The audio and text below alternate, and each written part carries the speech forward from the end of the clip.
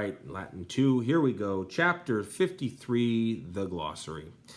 So if you took a look on page 287, you got vita vitae. These are ribbons. I got nothing for you in English, sorry.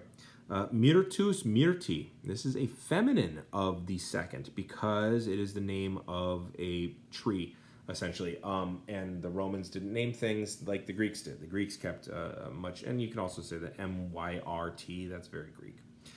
So it's myrtle. Laurus, lowry, also feminine. This is a laurel tree. That's where we get bay leaves from, though, by the way. Orno, ornare, ornavi, ornatum, to decorate, to put ornamentia on. Okay.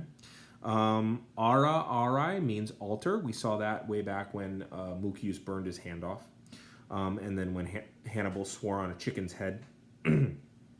Sacra, sacrorum, these are the sacred rites. This is also a sacrifice. That's where you get that from.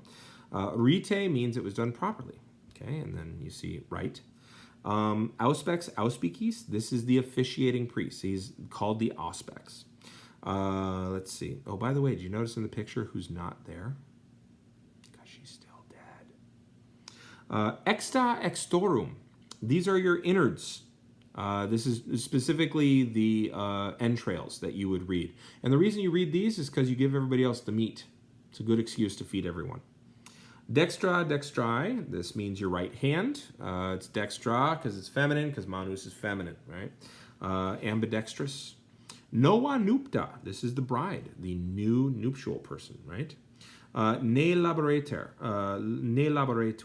so that she wouldn't stumble. I'll get into the grammar on that soon. Jungo, jungra, jungsi, junctum. This is to join. Conjungo is to join the ends together, right? Jungo. This is where you get the word junction from, okay? Ardeo, ardere, arsi, arsurum. This is to burn or to blaze. Arson comes from this. Ardent comes from this. Turn the page and you take a look at page 289.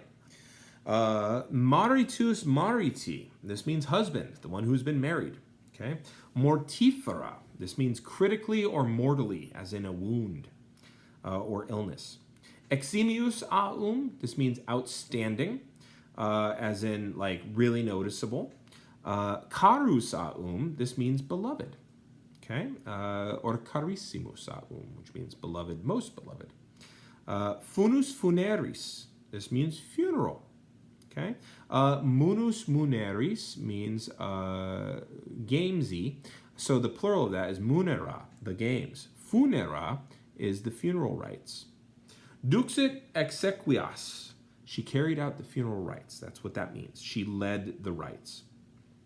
Cum intraverat, whenever she entered. This is just cum circumstantial. Quid ageret, how he was doing. That's an indirect question. Sicus aum. This means dry, 2 C's. Sicus aum. I always think of drying 2 I's with 2 C's. Then decero, decera, decesi, decesurum. This means to march away, to die. Operio, operire, operui, opertusum. This is to hide or to cover. I don't know why. Turn the page. And we're going to do this glossary. Actually, we're going to do it right now. Non periculum est ne qua. Just literally translate as it's given. You're lucky. Clarus aum. This means clear or bright. That's where we get clairvoyant.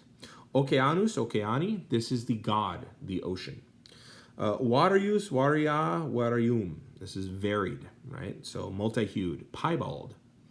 Hortulus, hortuli. This is a small garden, a little pet garden, like a little rose garden, like we used to have at the White House. Fax, facis. Okay, this is another kind of wedding torch. And this is a lot closer to the fasces. This is a bigger torch with several rods. Modus, modi. Here it means in a harmonious or rhythmic manner, but it's like the way that you do things, so it's like the rhythm. Yo.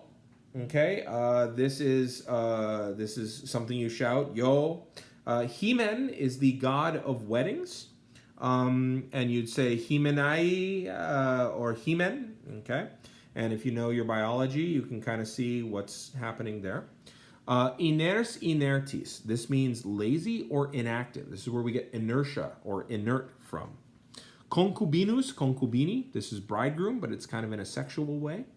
Like, you know what he's there for. Servio, servire, servivi, serviturum, and it always takes a dative. So you are serving somebody, you are giving somebody something to them. Okay, so the person to whom you are giving. Let's see, and then Thalassius, Thalassii. This guy is the god of marriage. His story is really quite fascinating. We'll get into it when we get into level 4 or AP, rather. But essentially, he's the guy who paid for the prettiest bride to be stolen for him. And then we've got a few verbs here. Fleo, flere, flevi, fletum, to cry. Desino, desinera, desii, desitum. This is to stop. This is where we get desist. Prodeo, prodire, prodii, proditurum. This is to go forward. Eo ire, right, with pro. Concino, concinera, concinui. This is to sing. This is cano, canera, but con. So con turns it to kino. So to sing together. Okay, this is where we get the word concert from eventually. Lubet is actually libet, and he's just changed something with it. And it will always take a dative, but in a poem you can kind of have that be implied. So libet, libere, libuit, or libitum esse. It is to be pleasing for someone, to do something. Okay, so you're pleasing to a dative to do an infinitive. There, that's almost all the words. Now if you turn the page, the final page you've got is castus aum. This is where we get the word chaste from. It means virtuous, chaste, untouched. De, in this instance it means from. It can mean all those things, it can mean a lot of things. It's one of my least favorite prepositions. Viscera, viscerum, these are your visceral organs. And then quod, I don't know why they give you that. You could have figured that out on your own, but there you go. So now that we've done all the glossary, go ahead and reread page 285. And then, yeah, I will see you in the next video. All right, I'm gonna hit the button.